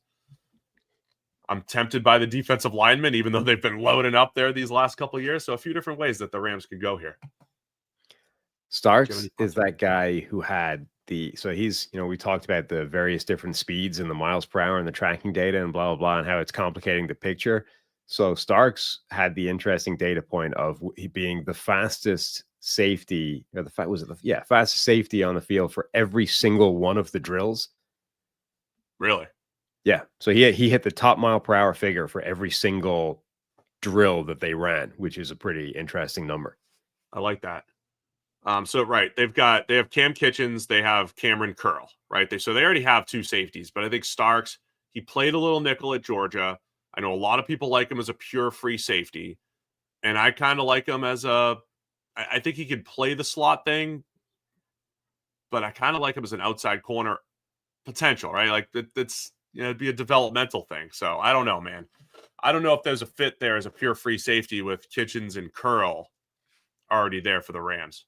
Man, I'd have a ton of respect for GM Steve if you rocked up in the drafted Malachi Starks list as, the card is Malachi Starks cornerback from Georgia, and just watch people melt down. And then your press conference, you're like, yeah, we're starting him at outside. Start him at corner. That's where we're going. But man, Benjamin Morris and Siobhan Revelle were both going to be top 15 picks before their injuries. I want those guys. I really do. Do you want them now? Yeah, like they're falling on the consensus board, but I don't know if that's real. I think that's the media is just forgetting how good those guys are. That's what's happening. So okay. I'm gonna throw a little curveball here. I thought about Starks. Apologies if you got excited about Starks. I'm going Benjamin Morrison from Notre Dame. He's very good. He's a very good player. Rams could use a starting corner here. They got Kobe Durant, Darius Williams, Darian Kendrick, Emmanuel Forbes. Benjamin Morrison. Where is he now? On the consensus board, he's down at 37. That's not egregious. He should be higher. Give me Morrison. It's locked in. It's done. Where does Trevor have him? 60 something? What? Come on, Trevor. I mean, don't hate me. I just picked him. No, he's high. No, he's way down there. What did he do? Yeah. That's what I'm saying. What did he do to you, Trevor? All right. 27. Baltimore Ravens. I get the Lions at 28. I'm excited.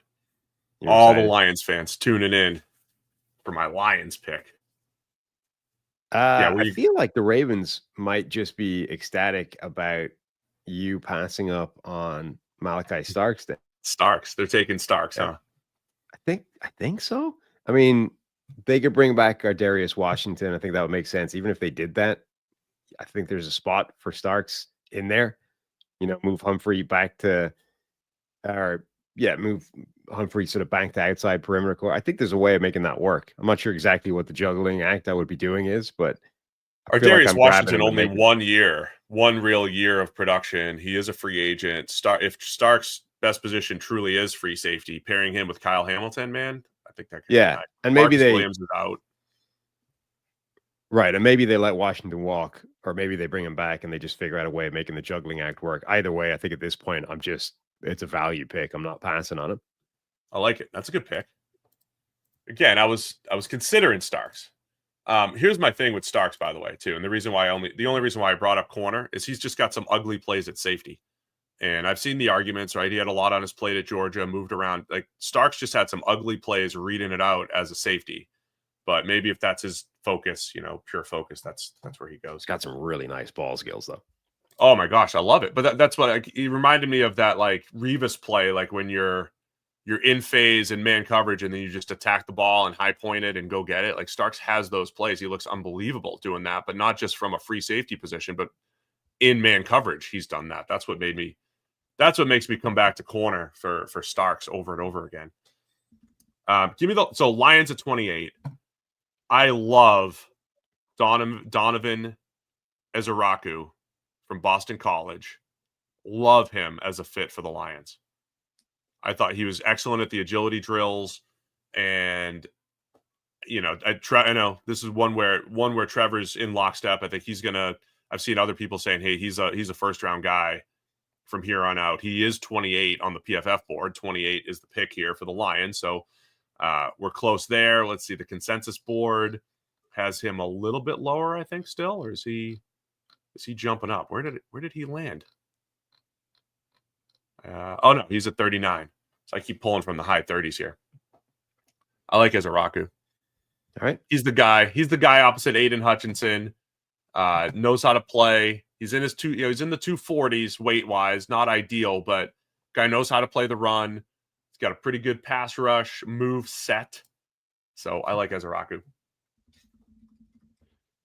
Washington I like up to it. 29, fresh off the Debo trade. If you haven't gotten our Debo analysis, it's right here on the YouTube channel.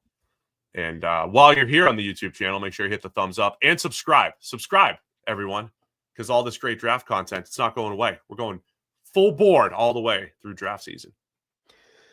Yeah, so Washington made that Debo move. I don't think that necessarily keeps them out of the market. It just means they don't need to force it, and that's what we always sort of preach is the benefit of moves like that. It's not that, you're not going to necessarily you're not going to double dip or it's not redundant, but it means you don't need to force the guy if you don't like it. So if you don't love Emeka Egbuka from Ohio State or Matthew Golden from Texas or whoever your next receiver would be, you don't need to grab the guy now just because you have no other receivers outside of Terry McLaurin, but it doesn't mean you can't grab them if you do like them.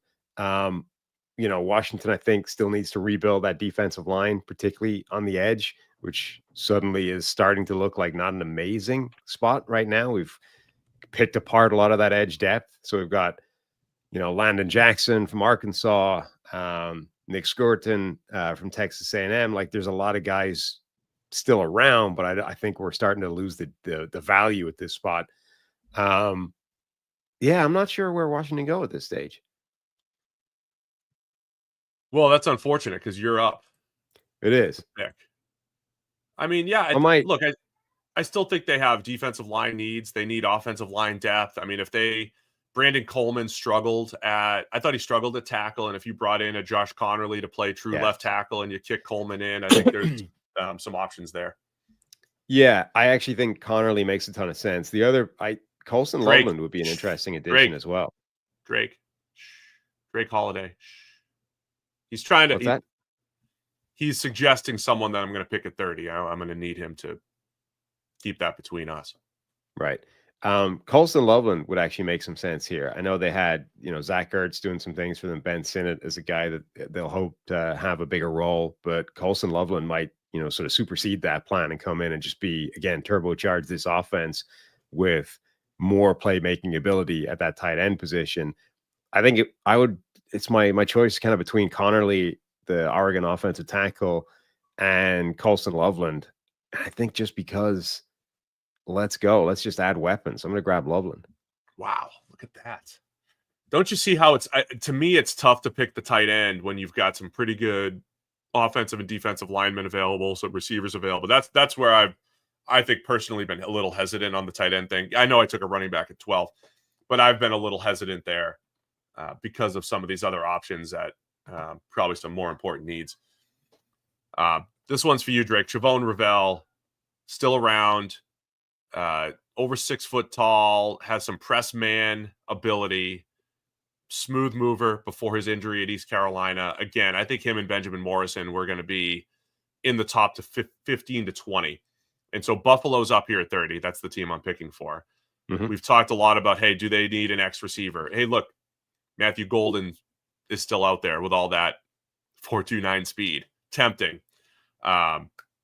Defensive line, Derek Harmon. I don't think Harmon's the type of player that they necessarily need. He is a pass rusher. Are you circling Jaden Higgins?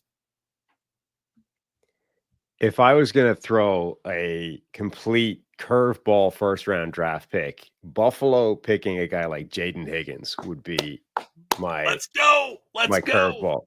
Love him. So I know Connor Rogers loves Jaden Higgins. He is also in the Braden Fisk ticked all the boxes this offseason running, right? Crushed the Senior Bowl, just crushed the Combine. I'm a Jaden Higgins fan, man. I got the receipts. I'm texting Renner. Hey, man, Jaden Higgins. Plus, I was there when the dude was unstoppable against UC, and this would be the second I was there pick for Buffalo. So now I'm throwing myself my own curveball, but Drake's agreeing here. That's okay. But By the way, every time I point at the screen, I'm very self-conscious with the hand thing because it's crazy when I'm like, because of the giant hands. Yeah, that's freaky. After the picture went viral, can't do that. Oh man, Jaden Higgins. Let's do this. Because if we put out a mock draft, if Check the Mic puts out a mock draft, are we first to market with the Jaden Higgins first round plug here? Yeah, I think so. Got to be first to market. It's only a curveball. I think Higgins was always seen as a day 2 guy, but now that he's ticking all the boxes, has the size, ran sub 4.5, love his ball skills. Yeah, man, let's do it. But Ravel, dude, I mean, they could have a starting corner. This is what I was debating. They could have had a starting corner. You already made the pick. Starting corner. I know. With the press man ability, right? Opposite Christian Benford, that scheme flexibility that they wanted to go and try to beat the Chiefs. This might be their only option, though, at the dude who can win on the outside. That's what the later rounds are for. We can come back. Jaden Higgins, 30 to the Buffalo Bills. That's what's happening here. All right. That puts the chat is, or at least one person in the chat, begging you to not choose Josh Connerly here for the Chiefs. Well, this becomes interesting, right? The Chiefs come up, pick number 31, with that desperate need at offensive tackle. Now, do you just keep going and getting another guy? You know, they've been drafting these developmental offensive tackles for a couple of years. I think Connerly is a bit better than that. But you know, are they willing to go back to the young kind of rookie well again, or are they just trying to fix this with a veteran at this point? And by the time we get to the draft, they've already got a guy penciled in to start at left tackle. I'm just thrilled that we're first to market on Jaden Higgins' first round stock here. Still riding that buzz here, riding the wave. Let me have a look at the consensus board, see what we've got left in terms of top players available. So Connerly's at 31, Derek Harmon's at 29, Golden 28, Ibuka 26. I'm working backwards here, obviously. Yeah. Tyler Booker at 21, but they're not taking a guard. Right. They have it's like 10,000 guards when all you need is a tackle. Right. And that's pretty much it. So the best players available aren't, you know, like a interior pass rusher next to Chris Jones and Derek Harmon. Interesting. Yeah. But not a need. The receiver need, I don't think they're going to go receiver here again. They got Ray Rice and Xavier Worthy. Young kids. Unless they just go Matthew Golden 4.29 speed and it's like, all right, let's get back to explosive Chiefs here. I mean, I think Connerly makes too much sense to not take, right? That's kind of where you have to go at this spot. Ursery from Minnesota. I mean, he might be a better player than Connerly, to be honest. Wow. He's at 43 on the consensus board, so it's a little different. I think Connerly's all right. All right, man. You're cold on Connerly. Saw him get bull rushed into oblivion. I was there. One time. Yeah, but I was on there. The wrong side. Got film of it and everything. People were saying as well that drill was sort of almost like a setup for the offensive lineman. I forget exactly what the thing was, but it was like there was some kind of thing that they were working on, and they all flipped on that. I mean, they all flipped. They all flipped to the other side that day. That was their day working on. Yeah. So number one was he was working like one of his first reps at right tackle, but number two, it was also they were working on a specific thing technique wise. I forget exactly what it was. Oh, but really? Like, if you knew that from the defensive point of view, if you just bull rushed them, they're going right. You know, they're getting That's wrecked. not fair. That'd be like we're going to tell all the hitters you're throwing all fastballs, and if they crush it, don't worry about it. That's what I'm saying. We so won't hold it against you. This is why this is problematic, right? If all you have is highlight reels and tape, absent context, you can be misled. So if you didn't know that the guy basically had an advantage by knowing what was coming, you would just go, they just got wrecked.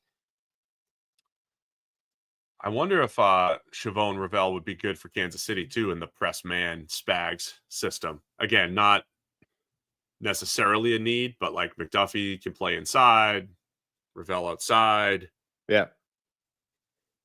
I do like it. I can. It's tough to neglect the tackle position though. Yeah, I can't. If we don't know what's think happening. Connerly makes too much sense at this stage. I'm grabbing him and then letting you wrap up with the Eagles.